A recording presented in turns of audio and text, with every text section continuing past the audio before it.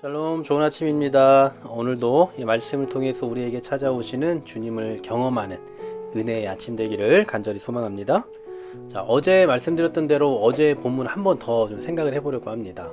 워낙에 좀 많은 내용들을 담고 있고 이 중에서 뭐 여러 가지를 축약해서 좀 설명드릴 수 있을 것 같지만 제가 하루 만에 다 하기가 좀 너무나 벅차서 두 번 나누어서 좀 생각을 해보려고 하는데요.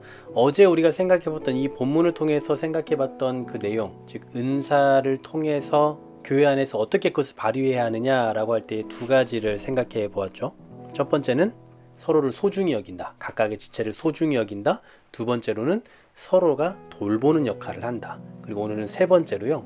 다른 지체들이 가진 은사를 서로 인정하고 그리고 그 은사를 서로가 교회에서 잘 발휘할 수 있도록 해야 한다라는 점입니다. 자, 17절 말씀을 한번 보십시오. 만일 온몸이 눈이면 듣는 곳은 어디며 온몸이 듣는 곳이면 냄새 맡는 곳은 어디냐라고 말씀합니다. 각자 다른 기능이 있다라는 거죠. 몸에는 듣는 기능도 있고 보는 기능도 있고 냄새를 맡는 기능도 있습니다. 각자의 기능이 있어요. 그런데 그 각자의 기능이 아닌 또 다른 기능을 발휘할 수도 없고 발휘할 필요도 없습니다. 왜냐하면 각각의 기능을 가지고 있는 존재들이 있기 때문에.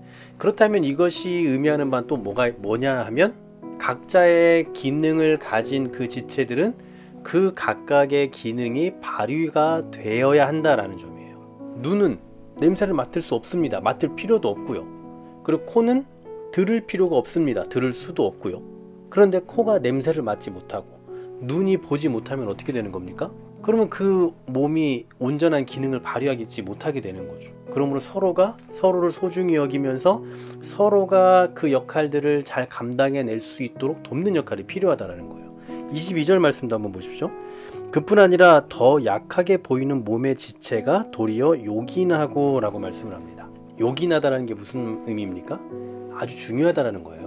모든 지체는 사실 다 요긴합니다. 뭐 약한 지체만 요긴하다 이게 아니라 약하게 보이는 지체도 요긴하다라는 그런 말씀이기 때문에 모든 지체가 다 요긴하다라고 생각해야 되죠. 근데 이 요긴한 각각의 지체들이 그 존재하는 중요성을 바르게 발휘해야만 합니다. 발휘하지 않으면 그러면 그 몸은 정상적으로 움직일 수가 없게 되는 거예요. 그러므로 정리해보면 한 몸에 속한 지체들이 제 역할을 감당할 때의 교회는 풍성해지는 법입니다. 그러나 교회가 지체들이 제 역할을 해주지 못하면요, 그럼 어떻게 됩니까? 여러 가지로 고통당하겠죠. 마땅히 해야 할 그 영역에서 그 기능을 발휘하지 못하면 계속해서 구멍이 생기는 거예요. 눈이 고장이 나면 다른 것으로는 눈 역할을 할 수가 없단 말이죠. 결국 어떻게 되는 겁니까? 그 몸이 제 기능을 발휘하지 못하면 풍요로움을 자꾸 잃어가는 거죠. 교회가 그렇다는 거예요. 교회 안에서 각각의 지체들이 각각의 역할들을 하지 못하게 되면 그러면 교회의 그 풍요로움은 점점점 잃어가게 되는 거죠. 그러므로 각자가 요긴한 역할을 제대로 감당할 수 있도록 서로가 존중하고 서로가 그 역할들을 할 수 있도록 도울 수 있어야 되는 겁니다. 교회는 예수 그리스도의 한 몸입니다. 이 한 몸에는 다양한 지체들이 있고요. 그리고 우리 그리스도인들은 이 지체 의식을 가지고 있어야 되고 그 의식을 가지고 있을 때에 비로소 교회가 교회로서의 역할들을 충실히 감당해낼 수 있다라는 사실입니다. 자, 한번 정리해 보겠습니다. 참된 지체 의식을 가지고 살게 되면 첫 번째로 다른 지체를 소중히 여겨요. 두 번째로는 다른 지체를 돌보죠. 보완해주는 역할을 합니다. 세 번째로는 서로 지체가 이 교회를 위해서 은사를 잘 발휘할 수 있게 하는 겁니다. 바로 은사라는 것은 이런 지체의식을 가지고 있을 때의 의미가 있게 되는 거죠. 오늘날 우리 한국교회에 있는 패당 가운데 하나가 이런 점이 아닐까 싶은데요. 교회에 대한 바른 인식이 없는 은사를 자주 얘기한다는 거예요. 어떤 참된 그 의식이 없는 은사 운동을 하고 다닌다거나 개인적인 은사의 측면을 다루지 교회적인 또 교회론적인 의미에서 다루질 않다 보니 개인적으로는 그걸 자랑할지언정 교회를 이루는 일에 있어서는 전혀 쓸모가 없게 되는 거죠.